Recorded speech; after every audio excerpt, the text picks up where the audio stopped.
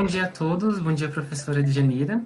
Estamos dando prosseguimento no nosso projeto da Liga Acadêmica, intitulado de Neurociência em Pauta, no qual a gente objetiva conhecer um pouquinho mais sobre os professores, suas trajetórias acadêmicas e suas experiências.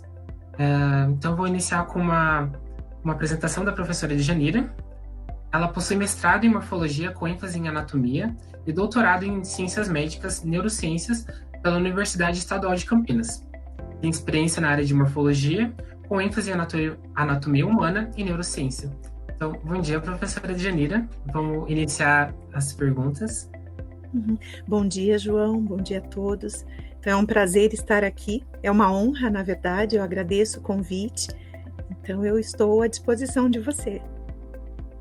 Beleza. Vamos iniciar então. A gente separou 2 blocos de perguntas, um sobre a trajetória acadêmica da professora Djanira e um outro bloco com perguntas um pouco mais específicas. Iniciando com a primeira pergunta: como foi sua trajetória acadêmica? Quais foram as principais dificuldades que você enfrentou durante sua formação? Então, essa pergunta me faz viajar, né? Revisitar o passado, que na verdade é prazeroso. Não é fácil, né? Mas é prazeroso. Isso não é comum fazermos, mas olhando para trás, eu vejo que a minha trajetória acadêmica, ela não foi nada fácil. Na verdade, nós continuamos nessa mesma trajetória. Ela ainda não acabou e existem dificuldades, existem muitos desafios, mas a gente percebe que isso é natural. E faz parte, exatamente, né?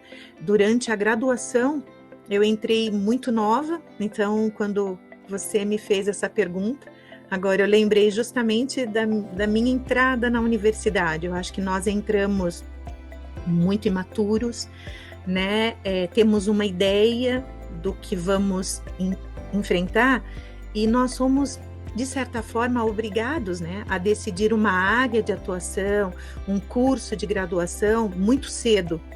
Então, isso nos faz, assim, tomar um choque, um susto, porque quando você sai do ensino médio e entra na universidade, de fato é um universo, né, e você é jovem, muito jovem, tem que assumir rapidamente responsabilidades, de certa forma, da vida adulta. Então, assim, passei por dificuldades financeiras, sim, durante a graduação. Eu acho que isso é fato, porque você não tem tanto tempo assim para trabalhar, né? E quando você ingressa na universidade, no meu caso, eu tive que ir morar sozinha, mudar de cidade. Então, para mim, foi um choque também. Eu nunca havia me afastado da minha família.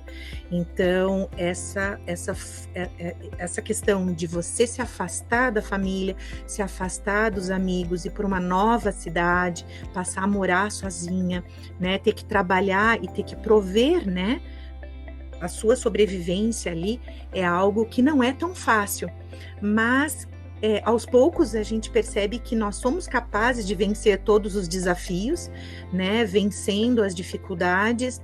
Isso também é prazeroso, sabe? Não está escrito em nenhum lugar que é para ser fácil, né? De certa forma, é que a gente cria a expectativa de ter uma vida tranquila, mas isso não é fácil, isso se chama vida, né? Então, diariamente nós temos dificuldades, desafios e vamos vencendo todos eles. Vamos vencendo como? Com motivação, né? A própria neurociência já tem um olhar muito forte sobre isso. Nós temos que ter motivação, é algo que sai de dentro, né? Tem que ser, self, é próprio a nossa motivação, a nossa dedicação, o nosso compromisso, a nossa responsabilidade. Então, assim, a trajetória acadêmica me forçou, durante a graduação, me forçou num processo de amadurecimento muito rápido, muito intenso, assim, um amadurecimento cognitivo, um amadurecimento intelectual, né? Então, e sem ter tempo, sabe? É uma questão assim, é aquilo ou é aquilo, você não tem muita opção, né? Não dá para repensar, não, mas eu deixo isso para depois. Não, as dificuldades, elas vão surgindo ano a ano, né? E nós vamos amadurecendo e vamos vencendo. né? Por isso que no primeiro ano da universidade é um tanto quanto chocante, mas quando passamos para o segundo ano ou terceiro ano e olhamos para trás, o primeiro ano ficou fácil, ficou tranquilo. Mas por quê? Porque passamos pelo aquele processo de crescimento, amadurecimento. Durante a universidade é o melhor período para neuroplasticidade, né? Todo instante, assim, aquela carga de conteúdo, né? As vivências das avaliações, novas amizades, é o convívio social. Então, assim, muitas habilidades vão sendo adquiridas no mesmo momento, né? Novas habilidades sociais, novas habilidades cognitivas, intelectuais, então, afetivas, tudo isso, né? Em conjunto, num pool, nos faz, né, passar por um processo intenso de eventos neuroplásticos. Isso faz parte, né, da nossa sobrevivência até no decorrer desse período tão intenso que é a universidade. E daí, quando saímos da universidade, porque enquanto estamos nela, né, nós temos ali por trás todo o apoio, o suporte dos professores na nossa formação. Só que a universidade, ela acaba rapidamente, de repente nós nos deparamos ali, e agora não temos mais o professor ali ao nosso lado, né, o docente ali na nossa retaguarda. Aí nós temos, e ainda com pouca idade, né, nós temos que fazer escolhas na vida. Então, que caminho que eu vou escolher? O que eu vou trilhar? Eu vou sair da graduação e eu vou trabalhar, né?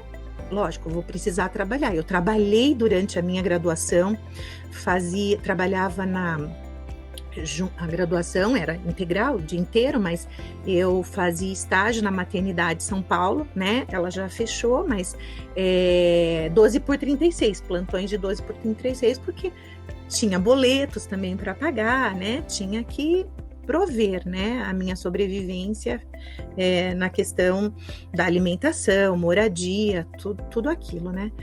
E daí, quando eu saí da universidade, eu parei e refleti, o que eu faço? Eu vou trabalhar ou eu vou tentar conciliar trabalho com estudo? E daí eu me vejo como uma eterna aprendiz. Eu amo estudar, então eu acho que isso chega a ser um vício, assim, né? Eu consigo enxergar isso em mim, assim, um vício, uma busca pelo aprendizado, né? Até me sinto um tanto quanto inquieta com relação a essa questão. E daí, trabalhando, eu fui fazer especialização, aí não contente, né, com isso, fui buscar o meu mestrado e fui fazer o doutorado e fui trilhar aí o meu caminho profissional. Então, eu nunca me afastei da academia, eu sempre estive vinculada a ela, né? Algumas vezes eu conciliei a academia com outros trabalhos paralelos, mas a minha trajetória acadêmica, ela é muito longa e eu não me recordo, assim, né, de estar distante dela, desde a universidade, desde a graduação, né, na universidade até o presente momento.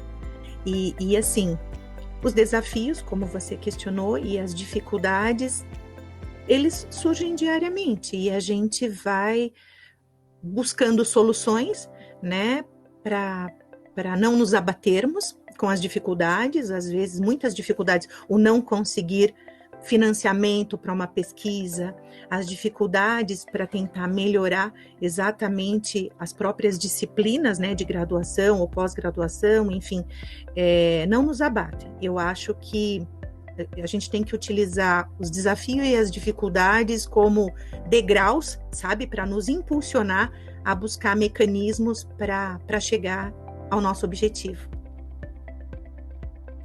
Então, muito interessante saber esses detalhes, né, professora? A gente vê que acaba sendo comum para bastante gente, né, que está na graduação, está iniciando essa trajetória, né? Então, eu achei bem interessante, bem legal.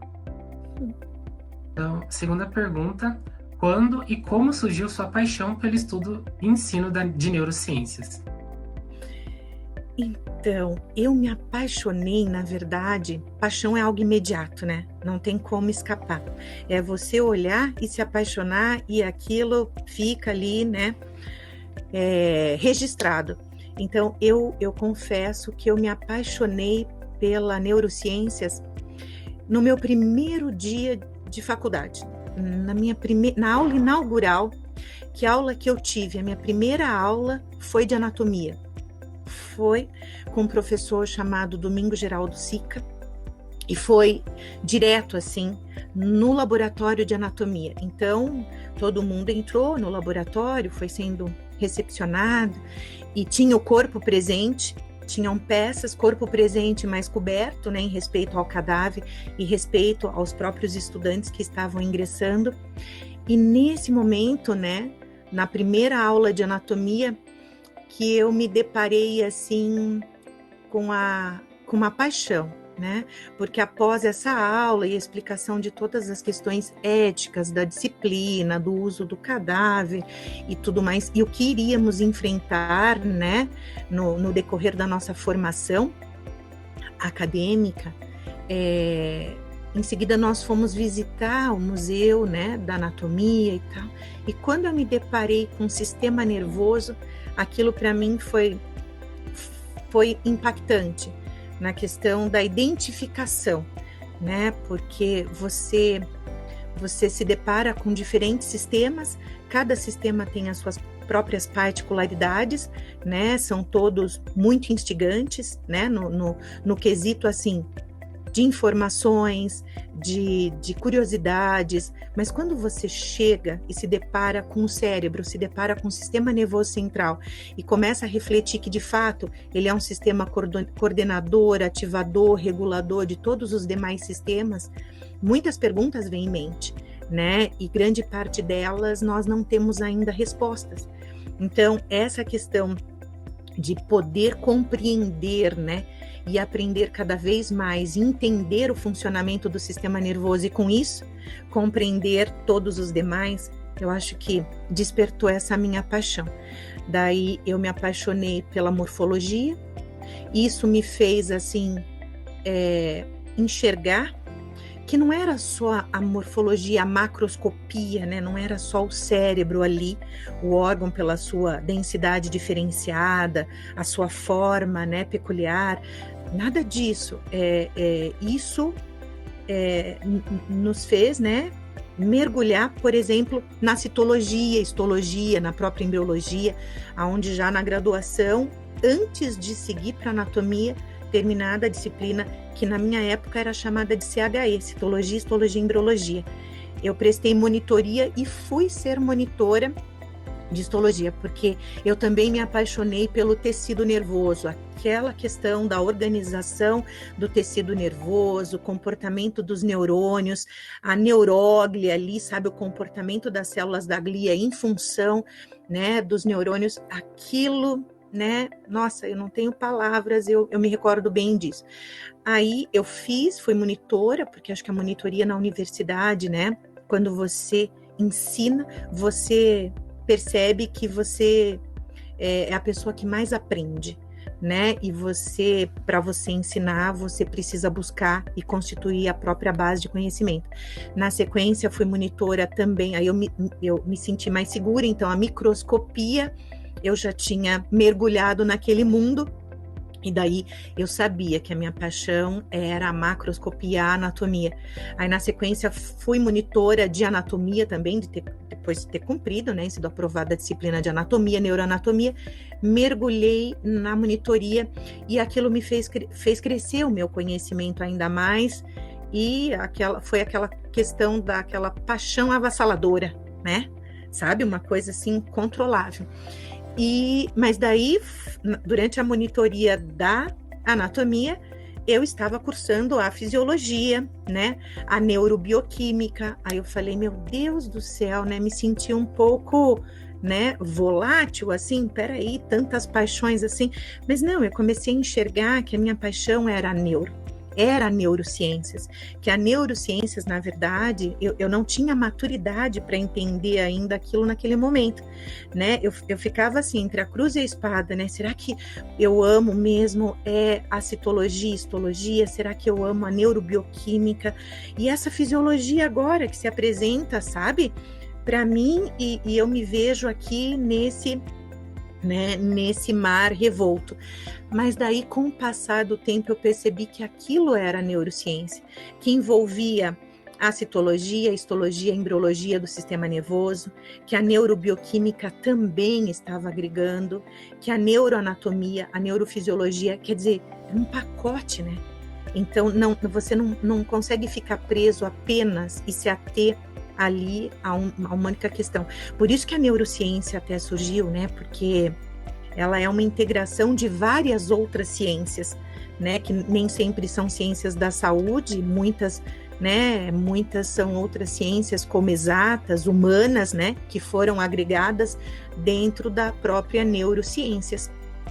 Então, a minha paixão surgiu aí com esse contato, né? E foi além, isso foi no decorrer de toda a universidade, porque quando chegou para mim a disciplina de farmacologia, chegou a parte de neurofarmacologia, eu falei, meu Deus do céu, né?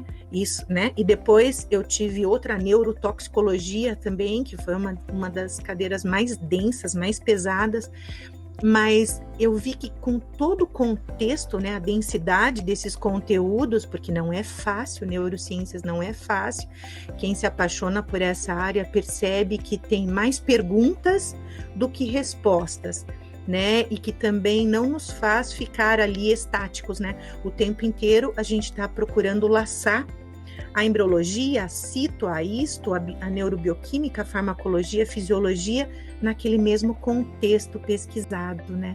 Então, essa foi a minha paixão, que na verdade eu acho que a paixão ela é mais fugaz, né? Hoje eu chamaria de amor, né? Porque já são tantos anos, né? Virou um casamento aí. Ah, que bonito ver isso, professora. É até semelhante para mim, né? Que gosto bastante. Foi bem nesse comecinho também, tendo aula com você, inclusive. Então, é interessante saber que é bem parecido, né? Esse nosso amor mesmo, nem chega a ser paixão pelas neurociências. Indo para a terceira pergunta, como foi o desenvolvimento da sua dissertação de mestrado e tese de doutorado? Então, quando eu fui, né, iniciar o meu mestrado, né, eu fui recebida pelo Dr. Humberto Santo Neto, do Departamento de Anatomia da Unicamp, né, porque eu percebi que entre todas as ciências, né, que envolvidas na neurociências, a minha maior paixão mesmo era a anatomia, a morfologia como um todo, principalmente a anatomia macroscópica, né. E daí fui conversar com o Dr. Humberto Santo Neto, que me recebeu de braços abertos, né? Era um momento muito difícil para ele, porque ele estava na livre docência dele, então ele não estava assim trabalhando com acadêmicos, porque ele estava voltar o foco dele, continuava ali naquele momento da sua formação. E daí eu acho que ele enxergou a minha paixão e aceitou contribuir na minha formação e foi o meu orientador. Então, depois de muitas discussões, ele sabia que eu gostaria de entender mais a questão da neuroplasticidade. E ele optou, né, nós optamos, na verdade, por trabalhar inicialmente com olhar sobre a neuroplasticidade periférica. Ou seja, nós acabamos trabalhando com a análise da influência da lâmina basal juncional, sabe? Na redistribuição topográfica de fibras musculares regeneradas. Então, eu trabalhei com animal experimental, trabalhei com rato Easter. Então, nós fazíamos autotransplante cruzado entre os músculos sóleo e EDL, né? O músculo extensor longo dos dedos, que é o EDL, ele tem uma disposição de junção neuromuscular, né, ao longo do próprio músculo, né? Forma helicoidal. E o sóleo já é um músculo que tem a junção neuromuscular, a distribuição no terço médio do músculo, né? Então, dois músculos completamente diferentes, né? Tanto na organização de fibras musculares, quanto a questão funcional e com relação à questão neurofuncional. Então, a pesquisa em si, ela não é fácil, né? Porque muitas vezes nós tentamos o procedimento, 1, 2, 3, 4, 5, 6, 7, 8, não dá certo, a gente pensa em desistir, não, vamos mudar o foco, mas daí, na 8ª, 9ª vez, dá certo. Aí, isso, né, para nós, né, nos faz esquecer todas as outras vezes que deram errado, né? Apaga da nossa cabeça. E daí a gente segue em frente. Isso acontece em muitos experimentos, né? Em muitas pesquisas. E no final acabou dando certo, de fato, depois de muito sofrimento, né? A dissertação de mestrado, aí nós conseguimos entender melhor, ou a tentativa foi contribuir no entendimento do papel justamente dessa junção neuromuscular para a reinervação de fibras. É um olhar da neuroplasticidade periférica.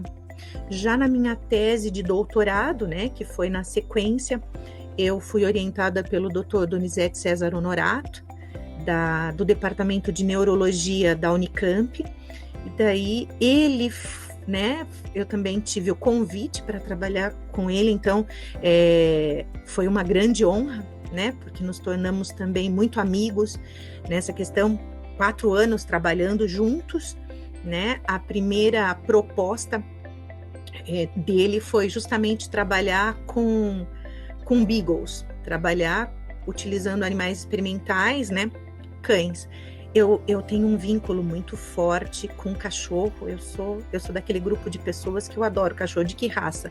Não é a raça, é o cachorro em si. Então eu falei para ele, olha, eu não vou conseguir, porque eu vou desenvolver um laço afetivo com os animais. Imagina, no dia do sacrifício, eu tenho certeza, eu não vou conseguir, porque o cachorro, você humaniza, né, o animal tá ali. Aí nós percebemos que com rato experimental o tema da tese não daria certo, aí eu achei que ele fosse me descartar, assim, falar, se você não vai aceitar, então não vai dar certo. E na verdade eu fui muito franca, e ele também foi muito franco, e ele me propôs e chegamos à conclusão que poderíamos trabalhar com cérebros humanos. Então, na minha tese de doutorado, eu trabalhei com cérebros humanos, fazendo um estudo morfológico e morfométrico, né, do corpo amidaloide, justamente para definição topográfica em cirurgias de amigdala hipocampectomia, que são cirurgias para pacientes que sofrem epilepsia. Então, a nossa ideia era assim, foi de fato, né, tá vendo, uma dificuldade que era muito própria, né, era minha, era particular. Eu falei, não iria conseguir trabalhar com cães. Eu enxerguei isso de imediato. Eu vi ali que eu não tinha essa maturidade emocional para enxergar o cão como animal, sabe, ali de pesquisa. E confesso que até hoje, né, cão para mim, né, porque a gente acaba tendo cão como um animal, né, como um pet, né, ou mesmo uma relação muito próxima, é diferente de outros animais experimentais, né. Então nós trabalhamos e vimos que a pesquisa ela foi muito mais eficiente, a contribuição seria muito maior, né, justamente para a finalidade que seria um suporte para cirurgias de epilepsia, para tentar remover a menor área de tecido nervoso possível e causar menos dano, né, favorecendo aí uma neuroplasticidade central, sabe, num aspecto assim muito cuidadoso, né? Ah, que interessante, professora. Indo para a quarta pergunta, qual a sua principal contribuição para a área biomédica e para as neurociências? Então, essa pergunta, ela não é uma pergunta muito fácil, né, de ser respondida, porque a gente cai num momento automático da vida, né, ou parece que a gente vive no automático, a gente tem ideias para desenvolver projetos, a gente vai trabalhando com alunos de iniciação científica, de extensão, ou durante outros programas de voluntariado, orientando mestrando, doutorandos, mas nem sempre a gente para refletir o quanto eu contribuí com relação àquela pesquisa, né? É lógico que a gente pensa muito na estruturação de um projeto para fazer um trabalho que vá ser, por exemplo, útil. A ideia é de ser útil, de contribuir, né? Não ficar estudando o efeito do congelamento e descongelamento da clara do ovo, né? Se isso não vai agregar para absolutamente ninguém e para nada. Por quê? Porque pesquisa, estudo, gasta tempo, é o teu tempo de vida, é o tempo de vida do estudante, né? Envolve recursos, né, financeiros, envolve muita coisa, envolve a nossa própria unidade de trabalho, levamos com a pesquisa o nome da universidade, não é só o nosso nome, o nome do aluno, né? A qualidade da pesquisa, ela fica refletida no próprio trabalho de excelência da universidade. Então, a gente precisa refletir em tudo isso, né, com relação à contribuição. Mas eu penso assim, eu refleti sobre isso e eu espero ter contribuído e eu consigo enxergar que de fato eu acho que eu contribuí. Foi com a formação de muitos acadêmicos que passaram por mim. Eu já estou na docência do ensino superior aí há muitos anos, né? Praticamente 2 décadas, então eu não consigo imaginar o número de alunos que passou por mim e a nossa responsabilidade como docentes, na graduação, na pós-graduação, quando ministramos uma disciplina, a nossa responsabilidade vai além de repassar aquele conteúdo, né? Porque eu posso fazer, vocês, né, nós docentes, podemos fazer com que o estudante, ele se apaixone por aquilo, né? Ou nós podemos fazer o aluno odiar aquilo, né? Nos odiar a ciência ali, odiar aquele aprendizado, né? Então, assim, a responsabilidade vai além. Eu acredito, eu penso, eu fiquei pensando assim, o que eu contribuí, né? Aí eu comecei a recordar que muitos alunos que passaram por mim escolheu a área da neuro, sabe? Eu tenho alunos que hoje são professores de anatomia, professores de neuroanatomia, eu tenho alunos que passaram por mim e que escolheram a área da pesquisa, tenho alunos que não ficaram, muitos, né? Muitos, eu não sei expressar em números, mas que não ficaram apenas no Brasil. Eles ganharam asas, né? E foram, né, para outros países. Tive alunos que foram para Harvard, onde eu nunca fui. Então, assim, eu acredito que isso seja uma contribuição. E às vezes esses alunos, né? Até uma aluna em particular que foi para Harvard, quando ela estava lá, ela me ligou e falou: professor, eu consegui uma vaga, eu estou desenvolvendo tal pesquisa, mas eu estou aqui porque foi você que plantou essa semente. Aí aquilo para mim foi um susto, né? Aí eu brinquei com ela: quando você voltar, eu quero um pouquinho, né? Me traga um pouquinho da graminha de Harvard, sabe? Só para me sentir assim próximo daquilo.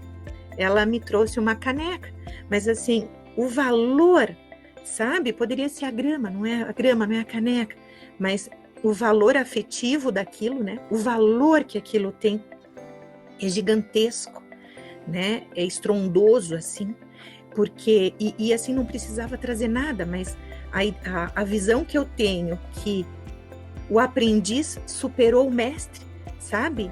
Eu tenho alunos hoje que estão trabalhando nos Estados Unidos ou foram para diferentes universidades na Europa. Isso nos dá grande prazer, né? Tenho alunos que foram meus, que hoje eu falo assim: olha, eu tô te ligando, eu gostaria de saber se você gostaria de participar como banca de avaliação de um acadêmico, né? Que eu estou orientando hoje, ou de um pós-graduando. Quer dizer, é uma honra tão grande. Por quê? Porque foi meu aluno e eu fui acompanhando o crescimento e percebi onde ele chegou. Então, nós como docentes, eu acho que a gente também adquire um sentimento muito, muito maternal, sabe? De enxergar a realização e ficamos muito felizes, sabe? Dos voos que são cada vez mais altos, assim, e o sucesso que os nossos acadêmicos vão, sabe? Os locais que eles vão ocupando, que muitas vezes eles vão mais longe do que nós chegamos. Então, eu sinto assim, que a minha contribuição foi impulsioná-los, eu acho que de tentar plantar boas sementes, de talvez tentar fazê-los, né, se apaixonarem também. Porque quando a gente gosta do que a gente está aprendendo, a gente aprende muito mais. Não é? Então, eu acho que eu de fato, eu enxergo essa essa contribuição.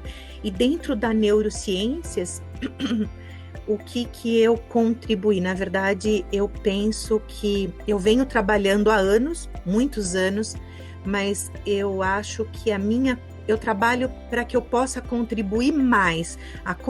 Essa ideia da contribuição, eu acredito que ela está por vir. Eu enxergo dessa maneira. Eu queria até comentar, professora, que acredito que você foi bem boa nessa sua contribuição, porque despertou interesse em mim também nas suas aulas, então, com certeza.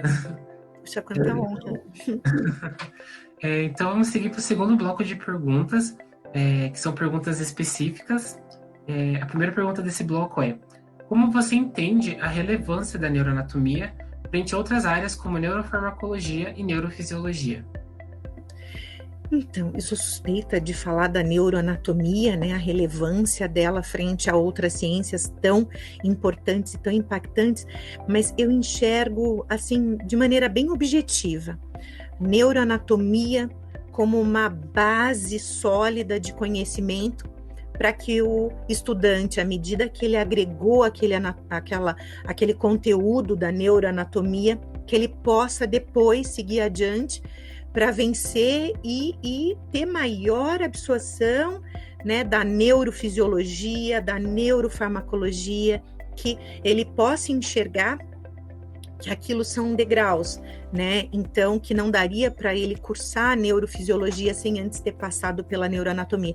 Então, eu enxergo a neuroanatomia como fundamental, né, para constituir um solo rico, né? Um solo, como que eu vou dizer, adubado, né, para que ele possa frutificar e dentro de farmacologia, que é muito amplo, né, de extrema importância dentro da neurociências, neurofisiologia, tanto quanto aprendizado, quanto vivência em pesquisa, sabe, quanto a produção do conhecimento. Eu enxergo dessa maneira, eu enxergo a neuroanatomia como uma fatia, como se a neurociências fosse um bolo, e a neuroanatomia é uma das fatias a ser saboreada, mas que de fato ela serve como uma base para as outras ciências. Pois é, eu acredito nisso também, né? Que tipo, a gente consegue entender mais ou menos as bases anatômicas, né? E para depois tentar relacionar com o que vem, né, pela frente. Indo para a segunda pergunta, qual a importância da realização de projetos de extensão para a promoção das neurociências? Então, a universidade, né? A universidade em si, ela tem praticamente pilares que a sustentam, né? Então, esses pilares são 3 os principais: o ensino, a pesquisa e a extensão. Então, se você for olhar esse tripé, né? É a construção da própria universidade, e todos que aqui estamos temos esse compromisso. Então, a pesquisa, né, ela depende aí, né, de um ensino de qualidade, de fato, estão interligados. A extensão, ela é muito rica quando ela ocorre laçando o ensino e a pesquisa. Então, eu enxergo uma importante conexão nessa tríade. A extensão, ela os 3 pilares, né, são fundamentais e são de extrema importância. É um pódio ocupado exatamente um pódio com o mesmo patamar ocupado com esses três compromissos, né? Só que a extensão, ela é um espaço educacional, né, social de produção, de divulgação do conhecimento científico muito grande, porque ela é extramuro. Então, assim, a ideia de levar para a população o conhecimento produzido dentro da universidade, sabe? Fazendo isso com uma linguagem, na forma de um diálogo, ou com uma linguagem adequada, isso é muito valoroso para a população. Aí a população passa a entender mais, né, a importância da própria universidade no seu contexto. Então, assim, eu enxergo como fundamental, porque existe a extensão para dentro, né? E existe a extensão extramuro. para fora. A extensão ela é valorosa também no contexto de fazer com que diferentes extensionistas, né, diferentes alunos extensionistas de diferentes cursos, então, que faça ali um trabalho multidisciplinar e interdisciplinar muito rico. Estudantes de biomedicina, junto com estudantes de medicina, de odonto, de enfermagem, de artes, de engenharia, da física, dentro ali de um mesmo contexto.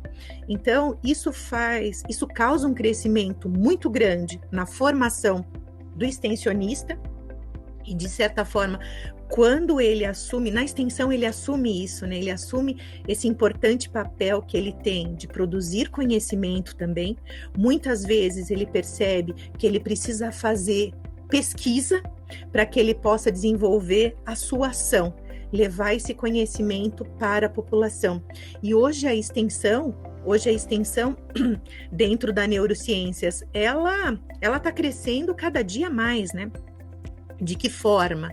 É o laço da neurociências com a educação, a grande preocupação, né, que temos, como que entendemos o processo de aprendizagem das crianças, como que essas crianças fazem discriminação de cores, a questão, né, dos transtornos de aprendizagem. A ciência vem dando um apoio para professores e estudantes, né, de rede pública e privada, enfim, nesse contexto. Então, assim, as nossas emoções, né, cada vez mais nós estamos muito preocupados, e a população em geral também fica muito preocupada com o próprio entendimento das suas emoções, nesse momento tão delicado que estamos vivendo da pandemia, né?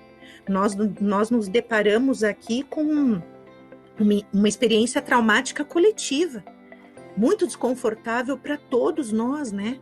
Então, de certa forma, muitos eventos de neurociências acabaram acontecendo numa linguagem mais acessível, né? Num caráter extensionista, para tentar fazer com que esse conhecimento adquirido, o entendimento das emoções dentro da neurociências, possa ser útil aí para a população em geral. Então, eu acho, assim, de extrema importância. Beleza, então.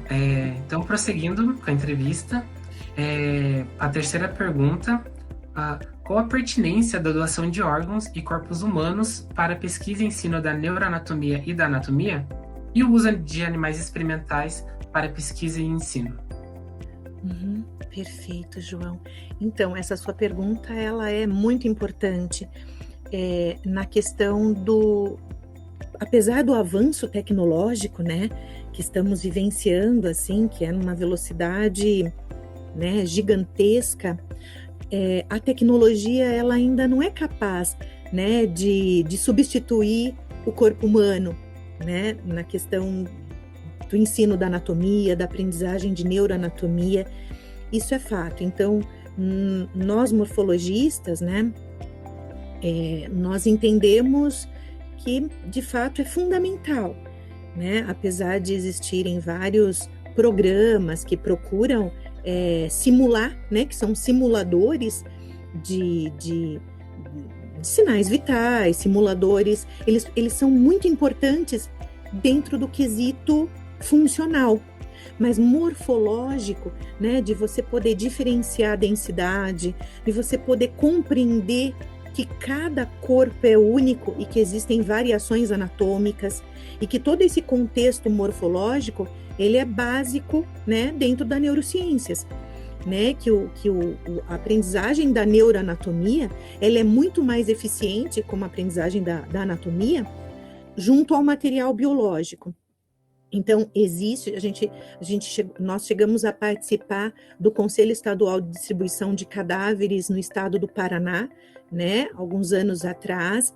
Ele é vigente, então é muito eficiente, é uma campanha que existe justamente para que a população possa entender a importância de fazer a doação, né, que é um ato que é feito em vida. Então a pessoa em vida, ela pode ir num cartório e fazer uma escritura de intenção de doação do seu corpo. Isso vai contribuir muito para a formação, né, de excelência dos estudantes da área da saúde humana né, bem como na formação, né, profissional, assim, para futura prática clínica. Então, que um aplicativo, ele não substituiria, né, um boneco ali, simulador, também não substituiria. Então, isso é fato. Então, é uma campanha muito importante, né? A recepção de corpos. Isso vem mudando. No Brasil, nós temos dentro da nossa cultura o hábito, perdemos um ente querido, nós nos despedimos, nós queremos, né? Velar o corpo, enterrar, visitar, né?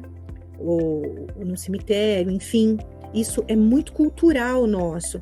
Mas isso vem passando por mudanças, por quê? Porque o cemitérios ocupam grandes áreas na cidade, né? Então, é um ônus muito grande, causa um impacto ambiental, porque o chorume do cemitério também pode contaminar o lençol freático.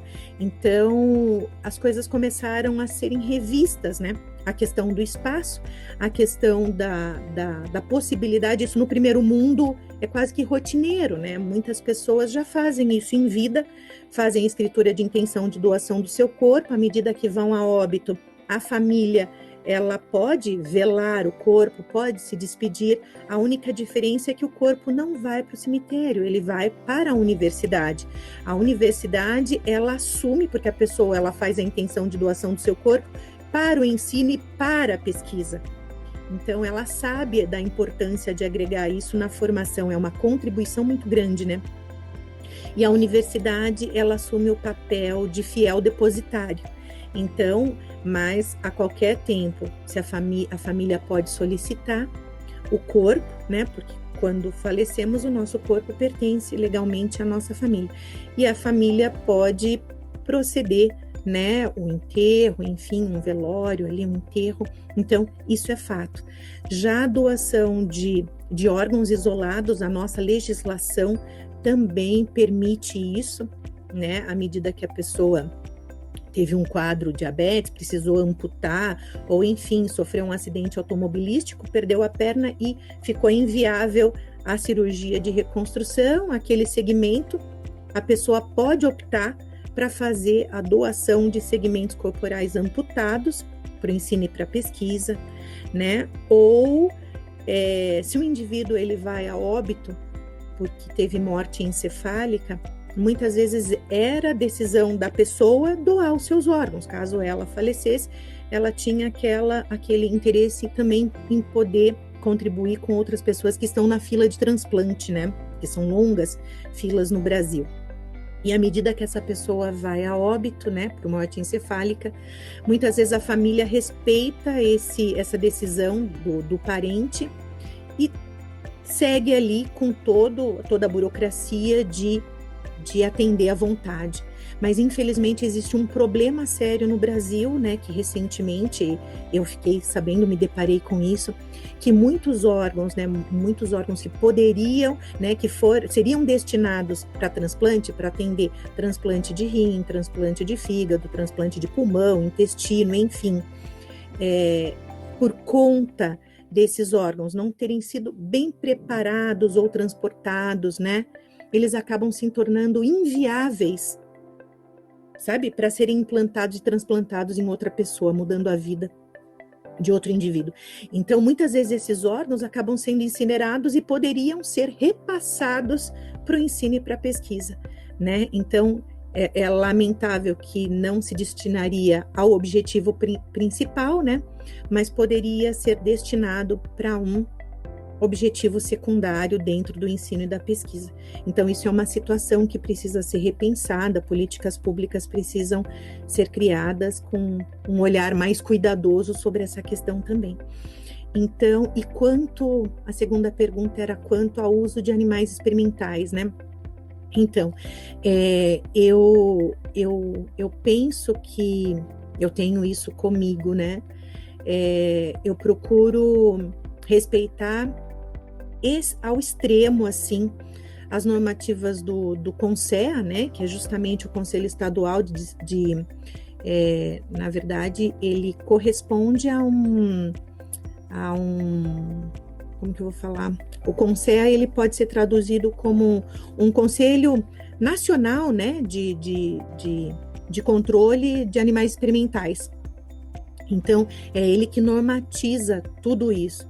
Então, o CONSEA, ele já nos orienta a tentar aplicar o princípio dos 3 R's, né? Para que o animal, à medida que esse animal, ele foi submetido ali a um procedimento experimental, que ele possa se prestar, né?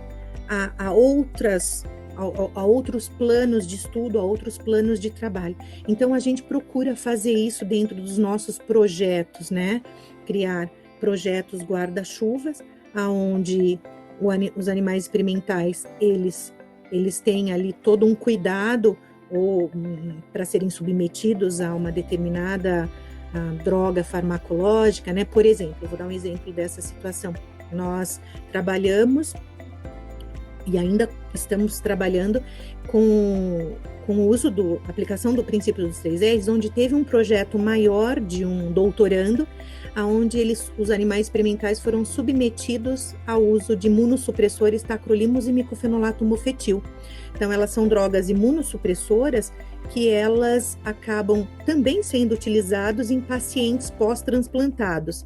No entanto, esses pacientes pós-transplantados, hoje, eles estão sendo acompanhados e muitos acabam desenvolvendo obesidade, né, mórbida após o seu transplante. Então, a questão é, será que eles desenvolvem sobrepeso em função da melhoria da sua qualidade de vida, ou será que os imunossupressores, né, causam efeitos sobre o hipotálamo, ali causando, e não só hipotálamo, né, outras áreas do sistema nervoso central, também áreas corticais, mudando aí o aspecto funcional e levando ao sobrepeso. Então, a princípio, né, os animais desse doutorando, que foram submetidos a tacrolimus e micofenolato mofetil, era para analisar o efeito de imunossupressores sobre a espermatogênese.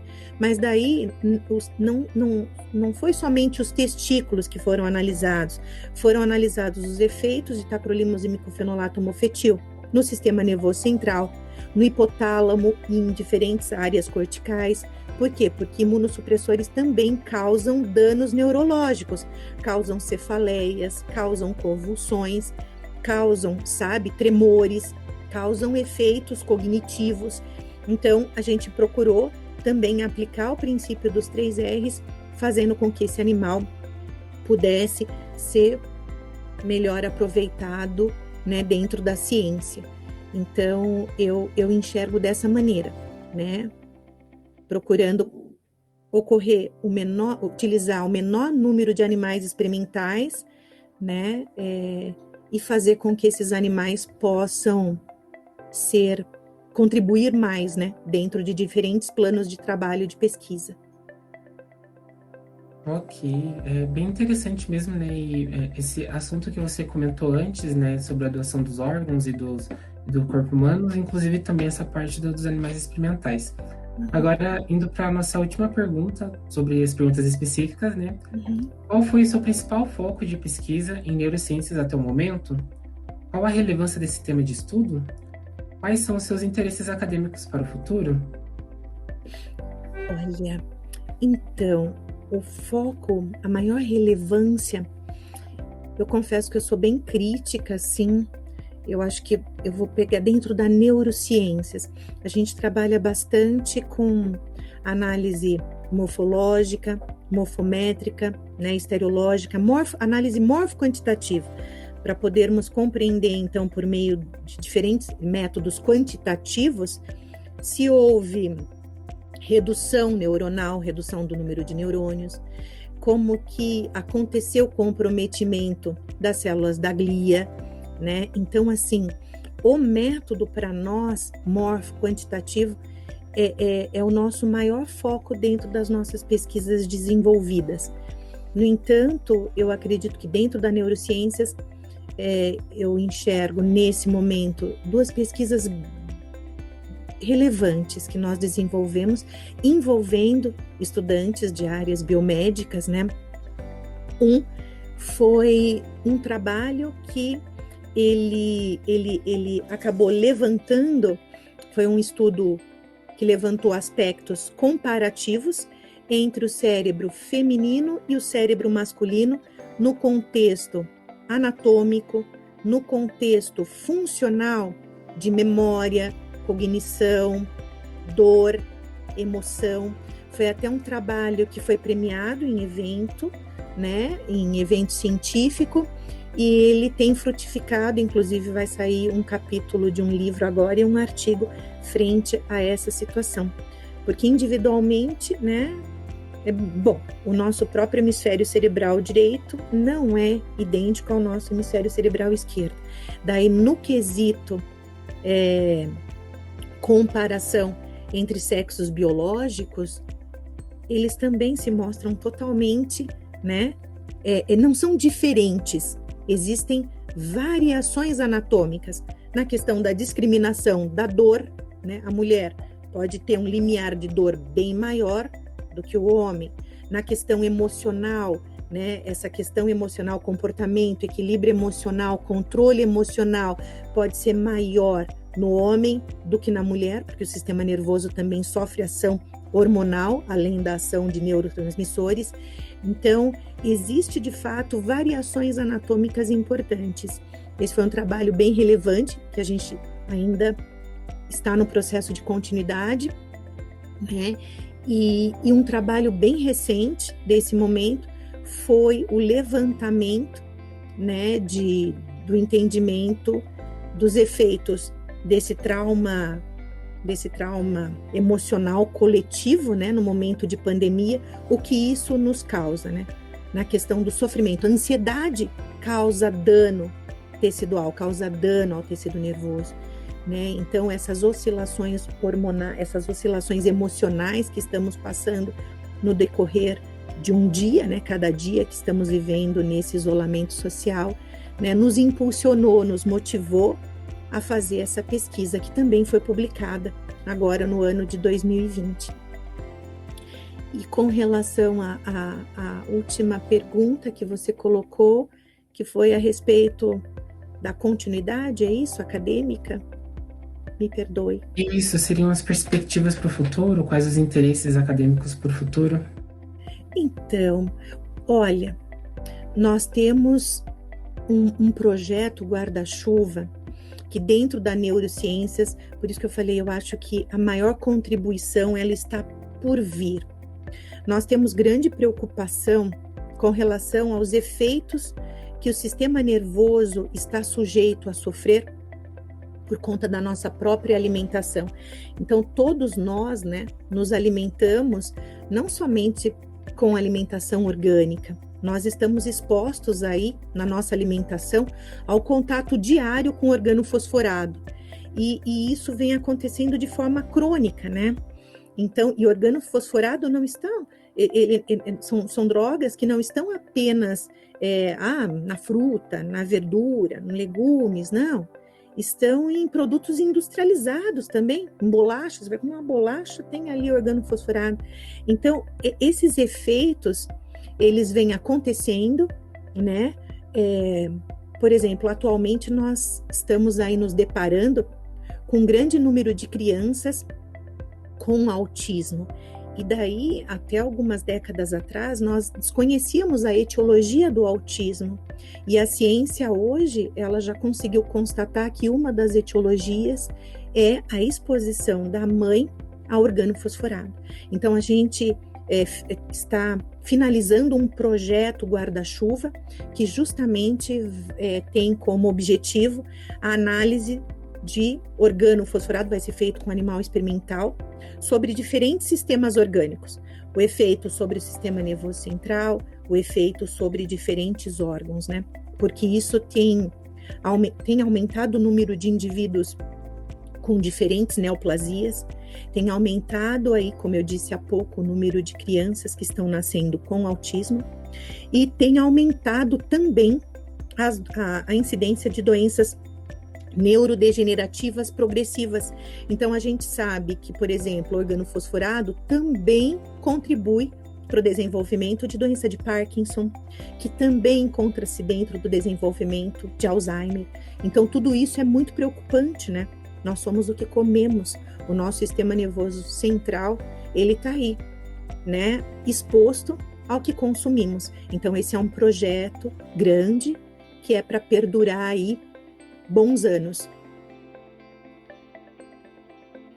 Então a gente finalizou essa parte. Muito obrigado, professora, pelas respostas. Acho que foi uma entrevista muito proveitosa, muito boa. Então, quer fazer suas considerações finais, professora? Primeiro, não sei. Olha, eu gostaria de parabenizá-los justamente pela Liga. Eu desejo muito sucesso. Eu fiquei encantada com o nome da Liga, Marianne Diamond. Ela foi uma anatomista e eu me vejo, eu me identifico muito com ela, porque ela nasceu no século passado e foi uma docente, foi uma pesquisadora, foi uma pessoa assim que, como morfologista, acredito, foi uma apaixonada e foi uma das fundadoras da neurociências. Então, a memória dela me motiva, né, muito, e eu procuro repassar isso para os meus estudantes também, os meus orientados, as pessoas que trabalham comigo. Então, eu gostaria de parabenizá-los por conta dessa escolha do nome. Vocês são assim, foram brilhantes. Foi uma honra, eu espero ter contribuído aqui com as minhas experiências. De repente a gente pode, né, não motivar, porque motivação pela neurociências é algo que parte do nosso corpo amidaloide. Então, eu não motivo vocês, mas vocês me estimulam como eu posso estimulá-los também, né? De repente, a trilhar os mesmos caminhos que nós já trilhamos.